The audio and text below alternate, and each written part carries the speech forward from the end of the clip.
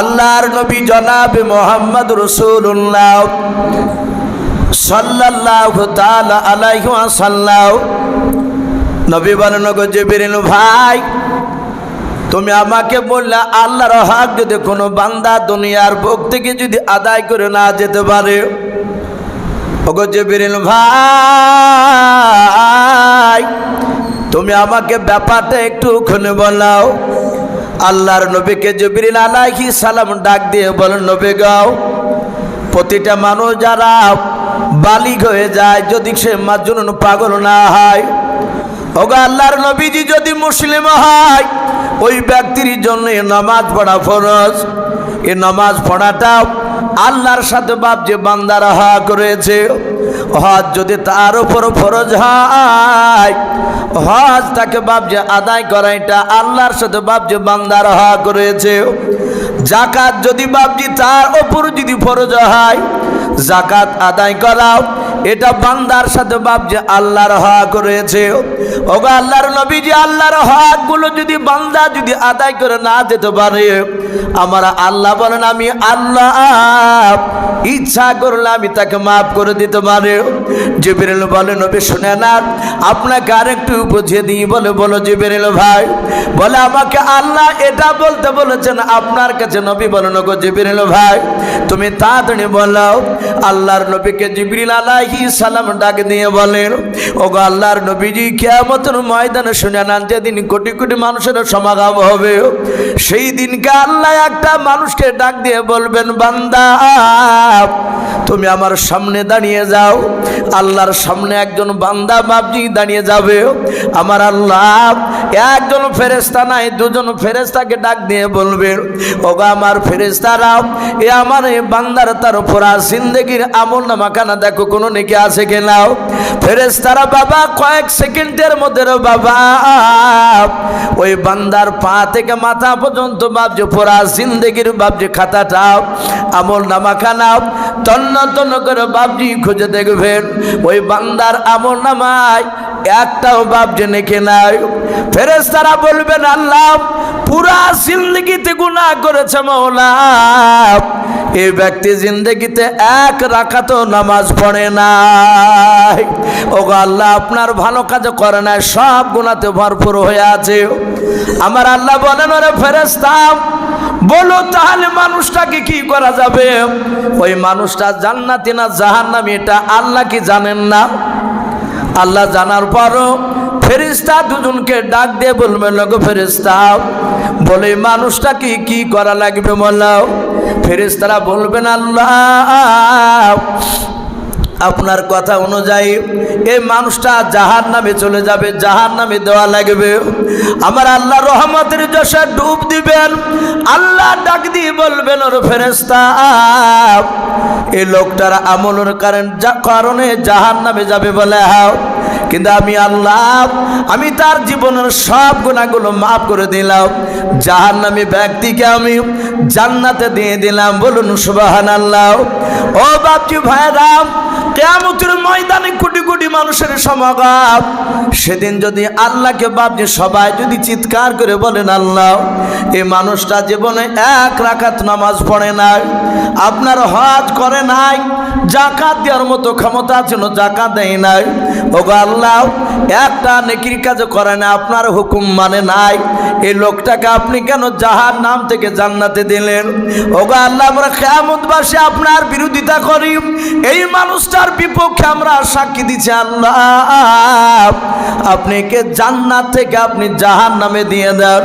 আমার আল্লাহ বলবেন, বান্দারা আমি আল্লাহ ইচ্ছা করেছি ওকে জাহান্নাম থেকে জান্নাত দিয়েছে, আমি আর তোমাদের কারো কথা আমি শুনবো না। বলুন সুবহানাল্লাহ। আর কিছু করণীয় আছে আমাদের সেদিন? আর কিছু করার নেই। নবীকে বলেন, জিবরিল, ওগো নবী, এটা হচ্ছে হুকুকুল্লাহ, আল্লাহর সাথে কিছু বান্দার হক রয়েছে, যে হকগুলো আল্লাহর কাছ থেকে নয়, দুনিয়া থেকে যদি আল্লাহর হক আদায় করে না যায়, আল্লাহ বলছেন আমি ইচ্ছা করলে তাকে ক্ষমা করে দিতে পারি। হুকুকুল ইবাদ, নবীকে বললেন, ওগো নবী, বান্দার সাথে কিছু বান্দার হক রয়েছে, আপনার উম্মতদেরকে আপনি বলে দেন। বান্দার সাথে বান্দার হক বিশ্ব নবীকে বললে, নবী সাহাবাদেরকে বললেন, ওগো আমার সাহাবাইকে দাও, মৃত্যুর আগে যদি কাউকে আঘাত দিয়ে কথা বলো, আর তুমি মৃত্যুর আগে যদি সেই লোকটার কাছ থেকে ক্ষমা না চাও, আমার বিশ্ব নবী বলেন আল্লাহ তাকে কিয়ামতের ময়দানে ক্ষমা করবে না। অথচ আল্লাহর হক আদায় করে না দিতে পারলে আল্লাহ বলে আমি ইচ্ছা করলে আমি তাকে মাফ করে দিতে পারি, কিন্তু বান্দা বান্দার হক তুমি দুনিয়ার বুক থেকে আদায় করে না আসতে পারলে আমি আল্লাহ তোমাকে কিয়ামতের ময়দানে ক্ষমা করব না। আমার বিশ্বনবী এই কথাটা সাহাবার সামনে বললে সাহাবাই কেরাম রাদিয়াল্লাহু তাআলা আনহুম আজমাইন গুনেরা তারা এমন ভাবে বাপজি রাসূলের সুন্নাতকে তারা মানতে, ওয়া সামি'না ওয়া আতা'না। আমার পূর্বেকার বক্তা বলছিলে যে আমরা জালসায় কোনো জায়গায় আদায় করতে গেলে বিভিন্ন রকমের কায়দায় ওয়াজ করে লাস্টে টাকা চাই, কিন্তু আমার রসুলের সাহাবাদের সামনে নবী ডাইরেক্ট যে কোনো কথা বললে সাহাবারা বুঝতে পারতেন কোন বিষয়ে কথা বলতে চাইছে, সাথে হাতে নবীর কথাগুলো মানার জন্য বাপজি তৈরি হয়ে যেতে। আমার বিশ্ব নবীর সাহাবাইকে দাও বাড়ি থেকে বেরোনোর পর বাপজি মানুষকে দেখা হলে সালাম দিয়ে মুসাফা করতে, শুধু তাই নাই ক্ষমা চাইতে, কারণ জানে নবী বলেছেন কিয়ামতের ময়দানে ক্ষমা করবে না। সম্মানিত ভাইরা আমার বাবা জীবনেরা, সারা পৃথিবীর শ্রেষ্ঠ নবী মুহাম্মদ সাল্লাল্লাহু আলাইহি ওয়াসাল্লাম, আচ্ছা কোনো ওলামার মুখে শুনেছেন যে আমার নবী কোনো গুনাহ করেছে? আমার নবী গুনাহ করে নাই। আদম নবী আলাইহিস সালাম থেকে নিয়ে মুহাম্মদ সাল্লাল্লাহু আলাইহি ওয়াসাল্লাম পর্যন্ত 1,24,000 মতান্তরে 2,24,000 নবী রাসূল বলে না ওলামারা? একটা নবী বাপজি তারা গুনাহগার নয়, তারা সবাই মাসুম, তারা নিষ্পাপ, বেগুনাহ, তারা গুনাহ করে না। আর আপনার আমার রাসূল সাল্লাল্লাহু তাআলা আলাইহি ওয়াসাল্লামের ডান দিকে আর বাম দিকে আর সামনের পেছন দিকে আর চারিদিকের গুনাহ আমার আল্লাহ নবীকে মাফ করে দিয়েছেন, বলুন সুবহানাল্লাহ। সম্মানিত ভাইরা আমার বাবা জীবনেরা, আমার নবীজির বাপজি গুনাহ নেই, কিন্তু কেতাবে লিখেছে আল্লাহ রসুল সাল্লাল্লাহু তাআলা আলাইহি ওয়াসাল্লাম 63 বছর বাপজির জিন্দেগিতে নবী দুনিয়ার বুক থেকে ইন্তেকাল করবে, তার বাপজি 1 নয় 2 নয় 3 দিন পূর্বেকার ঘটনা এসেছে। আল্লাহ রসুলের মাথা যন্ত্রণায় কাতর হয়ে রহমতের নবী মৃত্যুর আগে বাপজি 13 দিন ধরে বিছানায় পড়েছিলেন। কদিন বললাম? 13 দিন ধরে। আমি জানি না আপনারা জানেন কি না, রাসূলুল্লাহ জীবদ্দশায় নবী জিন্দা অবস্থায় নবী 17 ওয়াক্তের ফরজ নামাজের ইমামতি তিনি করতে পারেননি। 17 ওয়াক্তের ফরজ নামাজের ইমামতি করতে পারেননি। রাসূলুল্লাহর মাথা যন্ত্রণায় কাতর হয়ে রাসূল দাঁড়াতে পেরেছিলেন না। নবীকে পেছন রেখে রাসূলের জীবদ্দশায় ওই 17 ওয়াক্তের ফরজ নামাজের ইমামতি কে করেছিলেন? এটা হাদিসে এসেছে আল্লাহ রসুলের বন্ধু আবু বকর সিদ্দিক রাদিয়াল্লাহু তাআলা আনহু। নবীর জীবদ্দশায় বিশ্ব নবী বন্ধু আবু বকর তিনি নামাজে দাঁড়িয়ে রসুলের বন্ধু চিন্তা করেছেন আর কাঁদছেন, হে আল্লাহ, আমার নবীকে আর কিয়ামত পর্যন্ত আর ইমাম হিসেবে পাবো না। নবী আমার দুনিয়ার বুক থেকে চলে যাবে, কারণ নবী বলেছেন আমার জীবদ্দশায় ওগো সাহাবারা আমি দাঁড়িয়ে নামাজ পড়তে পারি না, হে আবু বকর তুমি ইমাম হয়ে নামাজ পড়তে দাঁড়িয়ে যাও। বাপজি আমার সোনা লালেরা, আমরা সকলেই জানি রসুলের সবচেয়ে কাছের জানের বন্ধু, খুবই কাছের সাহাবা তিনি ছিলেন আবু বকর সিদ্দিক রাদিয়াল্লাহু তাআলা আনহু। সবাই কাছে ছিলেন, তার মধ্যে আবু বকর সবচেয়ে কাছে। বাপজি আমার সোনা লালেরা, নবী দুনিয়ার বুক থেকে বাপজি বিদায় দিয়ে চলে যাবেন তার 3 দিন আগেকার ঘটনা। রাসূলুল্লাহর মাথা যন্ত্রণা বেড়ে যাচ্ছে, চারিদিকে সাহাবারা বলা বলি করছে রাসূলুল্লাহ মনে হয় আর দুনিয়াতে থাকবেন না, নবী চলে যাবে। গোটা আরবের সাহাবারা, আরবের বাহিরকার বাপজি সাহাবারা, তারা দলে দলে বাপজি রাসূলুল্লাহকে দেখতে গিয়েছে। কয়েক হাজার সাহাবা মদিনার মাটিতে বাপজি সবাই গোল করে বাপজি চারিদিকে বাপজি ঘেরাও করে নিয়ে বসে আছে, কেউ বাপজি জোরে শব্দ করে নাই। সাহাবারা এটাও জানতেন যে নবীর সামনে কেউ উঁচু গলায় চিৎকার করে কথা বলা যাবে না, কারণ আল্লাহ বলেছেন, ও আমার বান্দারাও, তোমাদের নবী যখন কথা বলবে তোমরা এমনভাবে কথা বলো যেন রাসূলুল্লাহর গলার আওয়াজের চেয়ে তোমাদের গলার আওয়াজটা উঁচু না হয়। যদি উঁচু হয়ে যায়, এই বান্দা আমি তোমাদের জন্য জান্নাত হারাম করে দেব। এই জন্য সাহাবারা বাপজি কথা বলতে ভয় পেত নবীর দরবারে, যদি একটু উঁচু হয়ে যায়। বাপজি আমার সোনা লালেরাও, আমার বিশ্ব নবীকে বাপজি সব সাহাবারা তাকে থেকে দেখছে। নবী দুনিয়ার বুক থেকে চলে গেলে দিনের রাহবার কে হবে? আমাদের দিনকে কে পরিচালনা করবে? হযরতে আবু বকর ডান দিকে, ওমর বাম দিকে, ওসমান গনি বাপজি সামনে, আলী রাদিয়াল্লাহু তাআলা আনহুর সামনে। সবাই বসা, সবারই চোখ দিয়ে ঝরঝর করে পানি ঝরছে। আহারে নবী চলে যাবে। বাপজি আবার সোনা লালেরা, আমার বিশ্ব নবী প্রতিটা সাহাবাদের দিকে বাপজি তাকাচ্ছে শুয়ে শুয়ে। আল্লাহর নবীজি হাত ওখানে এভাবে উঁচু করে ডাক দিয়ে বলেন, ওরে আমার সাহাবারা, আমি দাঁড়াতে পারি না, আমি উঁচু হয়ে বসতে পারি না, আমার হাত ওখানা ধরে তোমরা একটু উঁচু করে আমাকে বসে দাও। কয়েক হাজার সাহাবার মধ্যে থেকে বাবা আল্লাহর নবীজির পাশে ছিলেন নবীজির দুজন জামাই, হযরতে ওসমান গনি রাদিয়াল্লাহু তাআলা আনহু নবীজির জামাই, হযরতে আলী রাদিয়াল্লাহু তাআলা আনহু নবীজির ছোট জামাই। আল্লাহর নবীজির দুই জামাইতে বাপজি নবীজির হাত ওখানা ধরলেন। দেখবেন মানুষ মারা গেলে জানাজার মাঠে বাপজি যখন ইমাম সাহেব জানাজা পড়াতে যায়, গ্রামের লোকেরা আত্মীয় স্বজন বাপজি সবাই যখন কাতার বেঁধে বাপজি জানাজার মাঠে দাঁড়িয়ে থাকে, দেখবেন ওই খাটলির পাশে, মাইয়াতের পাশের বাবা, মাথার দিকে পায়ের দিকে বাবা, তার সামনে দেখবেন 4-5 জনা মানুষ দাঁড়িয়ে থাকে, যারা কাতার বেঁধে বাপজি দাঁড়িয়ে থাকে। বিদেশি যদি মানুষ আসে, দেশের মানুষকে বলে, ভাই ওই মৃত ব্যক্তির মাথার পাশে ওই লোকটা কে দাঁড়িয়ে আছে? যারা চিনে, যদি চিনা ব্যক্তি থাকে বলো ওই ব্যক্তি ওই লোকটার জামাই, না এলে বলো ওই লোকটার বড় ভাই। ও বাপজি ভাইরাম, আল্লাহ রসুলের বাপজি ডান পাশে নাই, সামনের দিকে বাপজি আমার ওসমান গনি, আলী রাদিয়াল্লাহু তাআলা আনহুম আজমাইন দুজন সাহাবা ছিলেন। নবীজির হাত দুখানা ধরে রসুলকে বাপজি একটু উঁচু করে বসালেন। ওসমান গনি রাদিয়াল্লাহু তাআলা আনহু নবীজির পিঠের দিকে বাপজি হাতটা বেঁধে দিয়ে একটু চাপ দিয়ে ধরলেন, যেন নবীজি একটু হিলান দিয়ে যেন বসতে পারে। ওসমান গনি বলে, নবীজি আর আপনাকে খাড়া করা যাবে না, কারণ আপনার মাথার যন্ত্রণা বেশি বেড়ে যাবে। আল্লাহ রাসূল বলেন, সাহাবার খাড়া করা লাগবে না। আল্লাহর নবীজি বাপজি হাত ওখানে এইভাবে আকাশের দিকে উঁচু করলেন। নবীজি হাত ওখানা উঁচু করার পর বলেন, ওরে আমার আবু বকর, সাহাবা তুমি কোথায়? হযরত আবু বকর সিদ্দিক রাদিয়াল্লাহু তাআলা আনহু নবীজির ডান পাশ থেকে বাপজি উঠে গিয়াও সামনে দাঁড়িয়ে নবীর হাত দুখানা জোড়ে ধরে কাঁদেন আর বলেন, ফেদা কাবি আম্মি, ইয়া রাসূলুল্লাহ, ইয়া হাবিবাল্লাহ, নবী গো আপনার পদতলে আমার বাপ মা কুরবান হয়ে যাও। ও নবীজি আপনি কেন আমাকে ডাক দিলেন? কেন আপনার হাত দুখানা ধরতে বললেন? বলেন। নবী বলেন, আবু বকর, আমি তোমার পয়গম্বর, মনে হয় আর দুনিয়ার বুকে বেঁচে থাকবো না রে আবু বকর।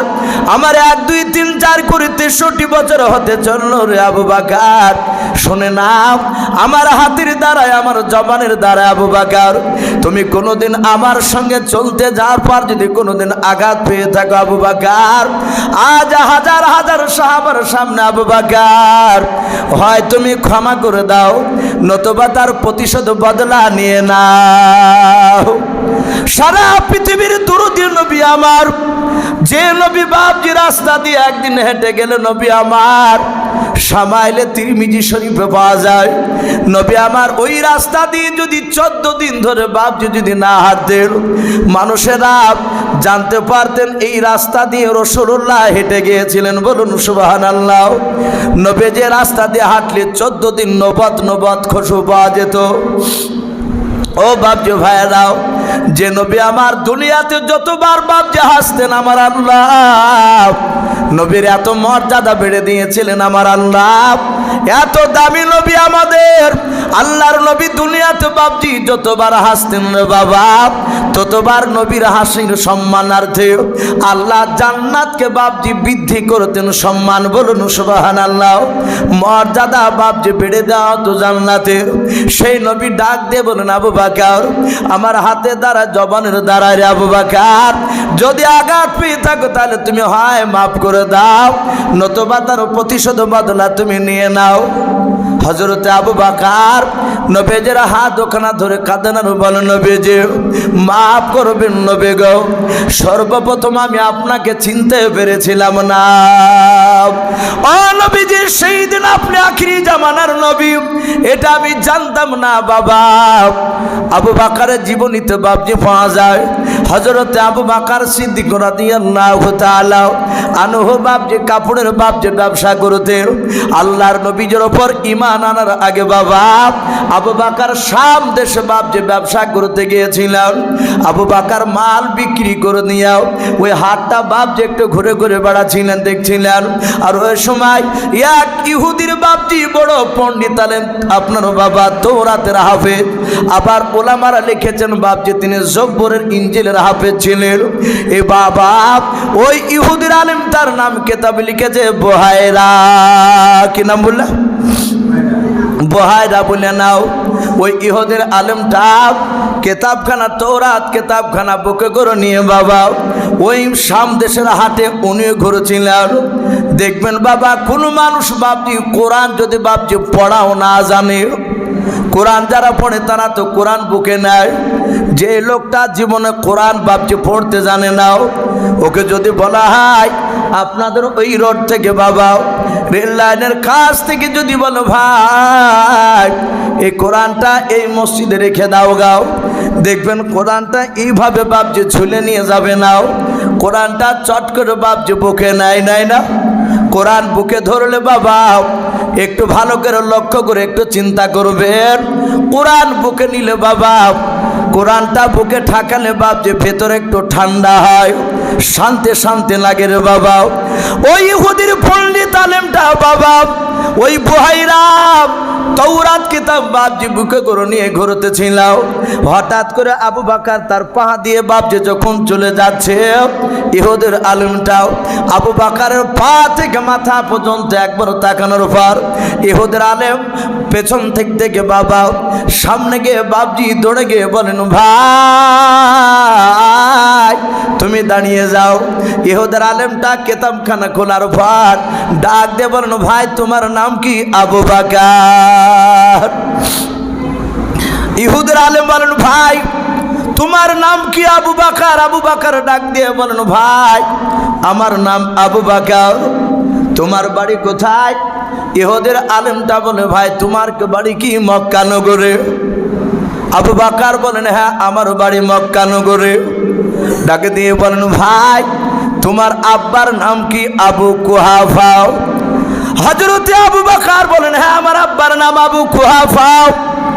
ইহুদির আলেমটাকে ডাক দিয়ে বলেন ভাই আমি তোমাকে চিনি না, কিন্তু তুমি আমার নাম কেমন করে জানলেও, আমার বাপের নাম কেমন করে জানলেও, আমার বাড়ি মক্কা নগরে কেমন করে তুমি জানলেও?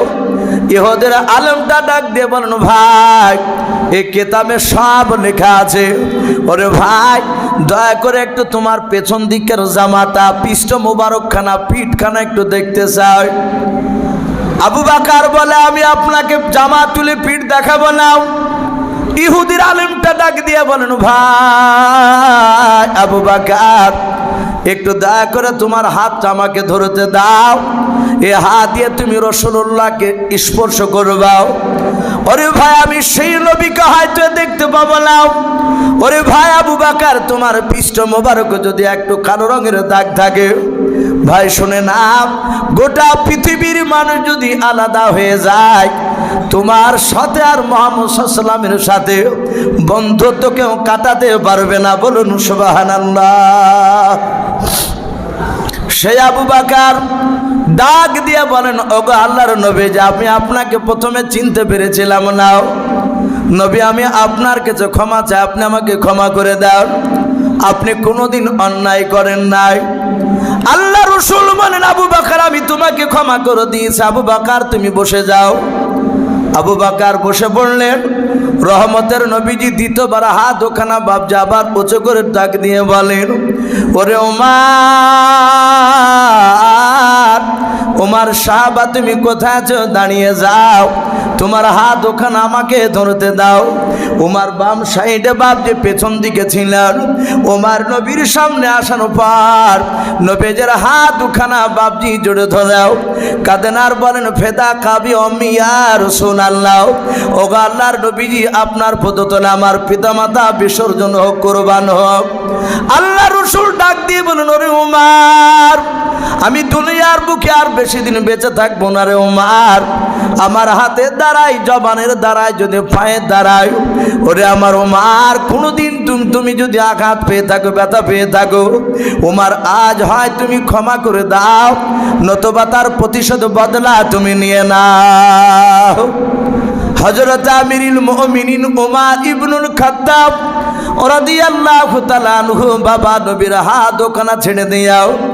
আল্লাহর নবীজের পা দুখানা পাঁজা মেরে ধরে কাঁদানো বলেন, ওগো আল্লাহর নবী, আপনি কোনোদিন আমার কাছে অন্যায় করেন নাই। ওগো নবী গো, আমি আপনার কাছে বড় ধরনের অন্যায় বেয়াদবি করে ফেলেছিলাম। ওগো নবী, আমি আপনাকে চিনতাম না, না চিনার কারণে আমি আপনাকে তলোয়ার নিয়ে মারতে গিয়েছিলাম। ওগো রাসূল, আমি আপনার কাছে ক্ষমা চাই, নবী চরম আমি বেয়াদবি করে ফেলেছি, আপনি আমাকে ক্ষমা করে দেন। রাসূলের সাহাবা ওমর নবীর হাত দুখানায় পা দুখানা ধরে কাঁদছিলেন।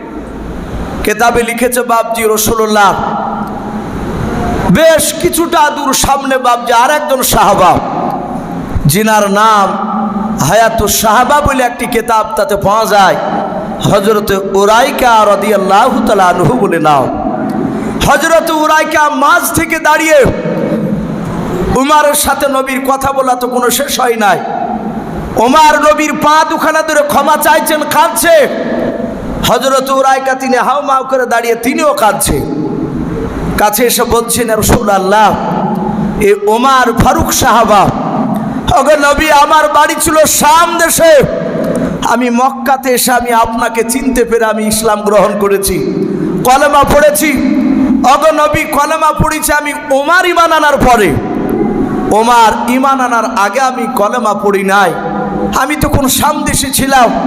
ওগো আল্লাহর রাসূল, অনেক সাহাবারা উমরের মুখ থেকে তার ঈমান আনার ঘটনা শুনতে চায়। ওগো নবী আমার মন চায়, মনের তামান্না, ওমর কিভাবে ইসলাম গ্রহণ করেছে একটু আপনার সামনে, হাজার হাজার সাহাবার সামনে একটু বয়ান করতে বলো, একটু বলতে বলো। ওগো নবী আপনি ইন্তেকাল করার আগে উমরের মুখ থেকে আমরা কথাগুলো শুনবো। হাজার হাজার সাহাবা সবাই আস্তে করে বলেন, রাসূলুল্লাহ আপনি ওমর সাহাবাকে একটু বলতে বলো, তার মুখ থেকে আমরা শুনতে যাই ওমর কিভাবে ঈমান আনবে। বাপজি আমার সোনা লালেরা, ওমরকে আল্লাহ এত শক্তি দিয়েছিলেন, ওমর তার দুই হাতে বাপজি এক নাই দুই নাই, দুনিয়ার 50টা যুবকের শক্তি মিলিয়া যতটা হয় অতটা শক্তি একাই আমার আল্লাহ ওমরের দুই হাতে দান করেছিলেন, বলুন সুবহানাল্লাহ। শুধু তাই নয়, ওমরের গলার আওয়াজ এত বাপজি উঁচু ছিল, এত দূর গিয়ে বাপজি পৌঁছাতো, আমরা এই মাইকটা বন্ধ করে নিলে আমার মনে হয় যে আওয়াজ আর বাইরে যাবে না। হযরত ওমর বিনা তারে বিনা মাইকে মসজিদে নববীর মিম্বার থেকে, ওই যে ইমাম সাহেব আপনাদের আব্দুল্লাহ সাহেব যে বক্তব্য দেয়, ওই জুম্মায় খুতবা যে পড়া হয় ওটাকে মিম্বার বলা হয়, আর ইমাম সাহেব যেখানে নামাজ পড়ায় দাঁড়িয়ে ওই জায়গাটাকে মেহরাব বলা হয়। তাহলে মেহরাব আর মিম্বার দুটো আলাদা। হযরত ওমর মিম্বারে দাঁড়িয়ে উনি একবার চিৎকার করে ডাক দিয়েছিলেন, ইয়া সারিয়াল জাবাল। এই ওমরের গলার আওয়াজ 1400 কিলোমিটার দূরে গিয়ে পৌঁছাল চলো, বলুন সুবহানাল্লাহ। এটা গল্প নয়, মিথ্যা কথা নয়, ওমরের গলার আওয়াজ 1400 কিলোমিটার দূর থেকে সারিয়া বলে একজন সাহাবা তিনি শুনতে পেয়েছিলেন। সেই ওমরকে ডাক দিয়ে বলছে, নবী একটু বলুন, আপনি তো চলে যাবেনই, ওমরকে একটু বলতে বলুন, ওমরের মুখ থেকে আমরা কয়েক হাজার সাহাবা শুনতে চাই। আল্লাহর নবী বলুন, ওমর তুমি আজ চিৎকার করে আওয়াজ দিয়ে কথা বলো, আমি রাসূলুল্লাহ তোমাকে হুকুম দিলাম, তুমি বলো। হযরত ওমরের দুই চোখের কোনা দিয়ে ঝরঝর করে পানি ঝরতো, ঠোপে ঠোপে পানি ঝরতো। আল্লাহ রসুলকে দেখলি ওমর অন্যদিকে তাকাতেন না, বলুন সুবহানাল্লাহ। একইভাবে নবীর চেহারার দিকে চেয়ে থাকতে।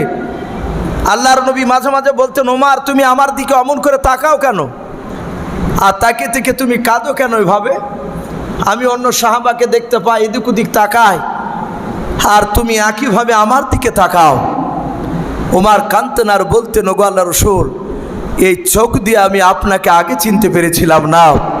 ওগো নবী, যেদিন এই চোখ দিয়ে আমি আপনাকে চিনতে পেরেছি, আমি মনে মনে প্রতিজ্ঞা করেছি, নবী যতদিন বেঁচে থাকবো আপনার জীবদ্দশায় আপনি আমার সামনে আসলি, যতক্ষণ আপনি আমার সামনে থাকবেন ততক্ষণ আপনাকে ছাড়া দ্বিতীয় আর কাউকে দেখতে চাই না। জোরে বলুন সুবহানাল্লাহ। আমি কাউকে দেখব না। রাসূল এত খুশি হয়েছিলেন, ওমর এত দাবি হয়েছিলেন। আল্লাহর নবী আর একটা কথা বলে গিয়েছেন, আমার পরে নবী রাসূল আসবে না। যদি আল্লাহ আমার পরে নবী রাসূল কাউকে করতেন পাঠাতেন, নবী বলেছেন আমার সাহাবা ওমর তিনি নবী রাসূল হওয়ার যোগ্য ছিলেন। বলুন সুবহানাল্লাহ।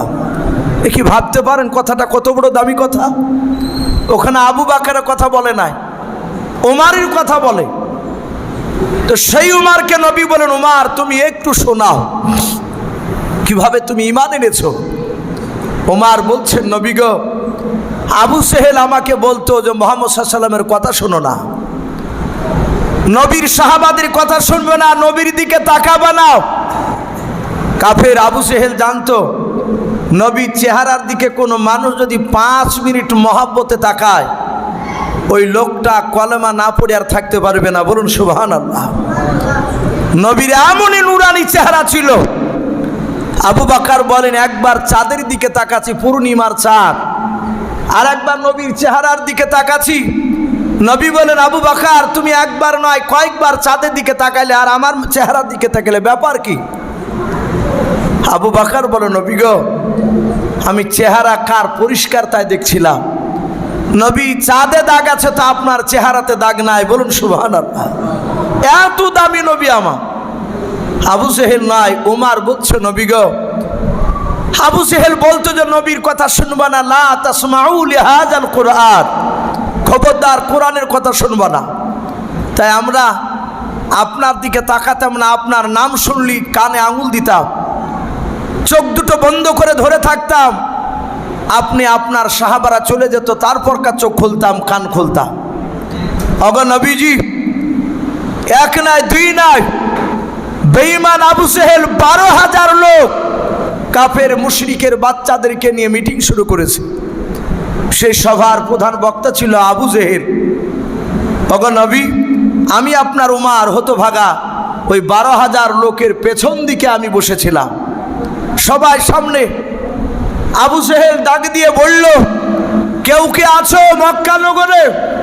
আব্দুল্লাহর ছেলে মুহাম্মদ সাল্লাল্লাহু আলাইহি ওয়াসাল্লামের মাথা কেটে আনতে পারবা? যে মাথা কেটে নিয়ে আসতে দিতে বানিয়ে আমার পায়ের তলে রাখতে পারবা, আমার কাছে নিয়ে এসে দিতে পারবা? তাকে এক নয় দুই নয়, তাকে আমি 200টা উট তাকে উপহার দেব, আর গোটা আরবের মধ্যে তাকে উচ্চ সম্মানের অধিকারী করব। 3 নাম্বার, তাকে একটা বড় বাগান তাকে আমরা খুশি করে দেব।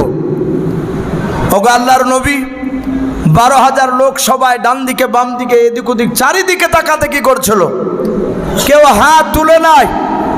ওগো আল্লাহর নবী পয়গম্বর, আমি ওই সময় পেছন দিক থেকে হাত উঁচু করে বলেছিলাম, এই হিসামের বেটা আমার, অর্থাৎ আবু জেহেল, এই আবু জেহেল, আমি খাত্তাবের বেটা উমর, আমি আব্দুল্লাহর ছেলে মুহাম্মদ সাল্লাল্লাহু আলাইহি ওয়াসাল্লামের মাথা কেটে নিয়ে এসে আমি তোমার পায়ের তলে ফেলে দেব। ওগো নবী, 12,000 লোক এইভাবে হাততালি মারতে শুরু করলো। সবাই বাহবা দিল, বলে ওমর তুমি ছাড়া কেউ পারবে না মারতে, তোমার দ্বারাই সম্ভব। আমি চরম আনন্দ ভোগ করলাম। ওগো নবী, আপনার চেহারাখানা তার আগে আমি দেখেছিলাম না, সেদিনও দেখি নাই যেদিন আমি ওই জায়গায় বসেছিলাম আবু জেহেলের মজলিসে। 12,000 লোকে আমাকে যখন সবাই বাহবা দিল, আবু জেহেলের কাছ থেকে ওয়াদাগুলো করে নিয়ে আমি উলুঙ্গা তলোয়ার, বিষ মাখানো তলোয়ার নিয়ে, আমি উলুঙ্গা তলোয়ার নিয়ে আমি মরুভূমির ময়দান পাড়ি দিয়েছিলাম আপনার কাছে যাওয়ার জন্য, আপনাকে মারার জন্য। ওগো নবী, আমি যখন মাঠ দিয়ে দৌড়াছিলাম, মাঠের মধ্যে একজন আমার বন্ধু, তার নাম কেতাবে লিখেছে বাবজি নাইম। কি নাম বললাম বাবজি? একটু জোরে বলো নামটা। হযরতে নাইম রাদিয়াল্লাহু তাআলা আনহু। ওমর বলছেন উনি আমার বাল্যকালের বন্ধু নাইম, কিন্তু নাইম যে ইসলাম গ্রহণ করেছে তা আমি জানতাম না। হযরতে নাইম ওমরের দ্রুত দৌড় দেখে বাবজি ডাক দিয়ে বলেন, এই উমর, এই উমর, একটু দাঁড়াও, এত দ্রুত বেগে যাও কোথায়? ওমর ডাক দিয়ে বলছে, নাইম ভাই, কথা বলার সময় নাই, আমি ওই আব্দুল্লাহর বেটা, অতি বাড়া বেড়েছে, তার আমি মাথা কাটতে যাচ্ছি, গলাটা কাটতে যাচ্ছি।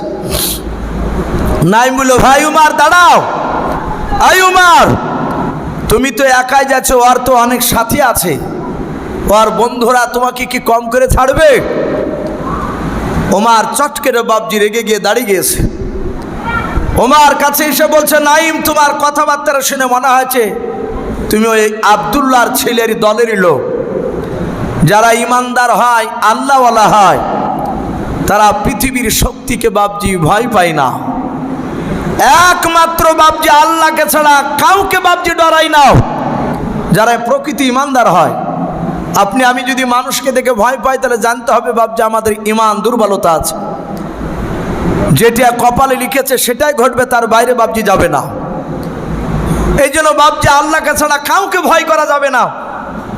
ডাক দিয়ে নাইম বলল, ভাই, আমি তার দলেরই লোক, আজ 4 দিন হলো ইসলাম গ্রহণ করেছি, বলুন সুবহানাল্লাহ। হযরতে নাইমের কথা শুনে ওমরের চোখ দুটি আরো কুখের মতো লাল হয়ে গেল। ডাক দিয়ে বলে, এই নাইম, এই বেটা, তোকে আগে জবাই করব, তারপরে আব্দুল্লাহর ছেলে নবী মোহাম্মদকে জবাই করতে যাব।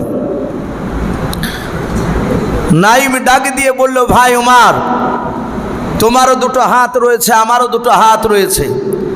এই ওমর, তোমারও হাতে তলোয়ার, আমারও হাতে তলোয়ার। ওমর শুনে নাও, তোমারও শরীরে রক্ত, আমারও শরীরে রক্ত। ওমর, তুমি যদি 10টা তলোয়ার চালাও, আমি একটা তো চালাতে পারবো। ওমর রে, আমাকে মারার আগে, আমার নবীকে মারার আগে, ওমর তোমার বাড়িটা ভালো করে খোঁজ নাও গা। এই যাহাতে বাড়ি খোঁজ নাও গা বলেছে। ওমর বলে, বাড়ি মানে? বলে, ওমর তোমার বোন কটা? ওমর বলছে, আমার কলিজার টুকরা একটাই বোন। নাম কি? বলে, নাম ফাতেমা। নাইমও জানতো যেহেতু তার বন্ধু, ওমরের বন্ধু তো উনি, তাহলে বন্ধুর বোনের নাম জানবে না কথা বলে? ডাক দিয়ে উমরকে ডাক দিয়ে বলছে, নাইম ভাই, উমর তোমার বোনের বিয়ে দিয়েছ তোমারই পাড়াতে। এই উমর, তোমার দুলা ভাইয়ের যে নাম সাঈদ, বলে হ্যাঁ, আর তোমার বোন ফাতেমা, আজ 3 দিন হলো তারা ইসলাম গ্রহণ করেছে। জোরে বলুন সুবহানাল্লাহ। যেই নবীর জন্য আমাকে মারছো, আমার নবীকে মারতে যাচ্ছ, সেই নবীর কলেমা পড়েছে তোমার আপন বোন ফাতেমা তার দুলা ভাই। তোমার যাও, দৌড়ে যাও। ওমর বলে, মিথ্যা কথা বলছিস না তো? বলে, না, 4 দিন আগে মিথ্যা কথা বলতাম, 4 দিন থেকে আর মিথ্যা কথা বলি না। যারা মুসলমান প্রকৃতি হবে, তারা ওয়াদা খেলাফ আর মিথ্যা কথা বলবে না। হযরতে নাইম বলল, আমি নবীর সাহাবা, যা বাড়িতে খোঁজ লাগা, যদি কথা সত্য না হয় এসে আমাকে জবাই করবে, আমি হাত তুলব না।